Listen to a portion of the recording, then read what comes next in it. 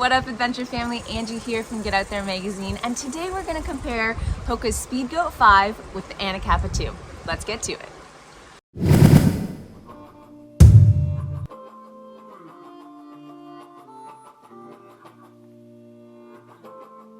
This is the Anapaca 2 Low Gore-Tex shoe from Hoka.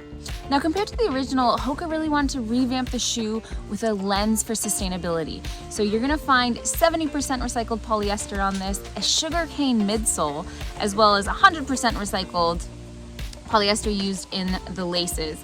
It's meant to be a versatile hiker with Gore-Tex invisible fit, with lots of tread here, great lugs, what Hoka likes to call mega grip. Very grippy, very stable. And it's definitely more rigid than the Speedgoat. The Anapaca also has the reinforced toe here, which makes it more durable, and to me is really a no-brainer in any hiking shoe. I think they did a great job of making this Achilles ankle pull tab extra comfortable. It definitely doesn't dig into your Achilles, which is really, really important. Something you want to consider if you have a narrow foot is that Hoka is known to have a wide toe box, and so I have a narrow foot. That might be why I need to size down a little bit more, but I would highly recommend, if you have a narrow foot, to go try them on in store.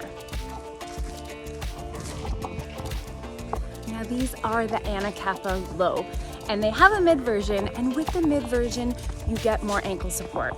Now, I'm someone that has played sports my whole life, and with that comes a lot of ankle sprains and rolls, and so I'm someone that prefers a higher collar in a hiking boot. It's something I look for to get that extra ankle support. If you're like me, you might want to go with the mids versus the lows. This is the Speedgoat 5 from Hoka. It is categorized as a trail running and hiking shoe. Now it has a 4mm heel to toe drop, but I do find it really does propel you forward. In terms of cushion, it's said to be balanced. I do find it's quite plush. And on the bottom here, as you can see, it's got the vibrant mega grip sole. Very grippy. Sometimes I feel like the toe, at the toe edge, it does slip a little bit. Speaking of the toe, it does have the protective toe cap here and extended heel pull to really make it easy to slide on and off. When it comes to size, the most important, again, when you're looking at review videos, especially online, is the fit. And again, I do find these fit a little big. I'd say a quarter to half a size big. Normally I'm a 7.5 to 8, depending on the brand.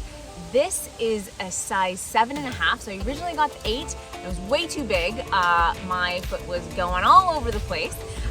So size down to the 7.5, much better fit. Now that could be because I have a narrow foot. So just something to keep in mind. I do recommend you getting into a store to try on a Hoka size. And again, in the Clifton 8, I'm a size 8, but when it comes to the Speedgoat, I would size down to that 7.5. Whether it's rock, mud, slippery leaves, or dirt, the traction on these soles will have you back. I'm not a huge fan of the stack height on this shoe. I find it is in ankle rolling territory, which might just be a me thing. Again, I said I have weak ankles, so I like to see a little bit more support in the upper portion and not just made with mesh polyester.